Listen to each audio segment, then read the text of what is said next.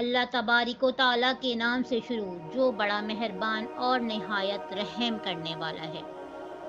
جب جب 10 محرم آتی ہے تو اس دنیا کے تمام کبوتر امام حسین علیہ السلام کے غم میں غم زدہ ہو جاتے ہیں۔ امام جعفر صادق علیہ السلام نے فرمایا، یہ وہ واحد پرندہ ہے۔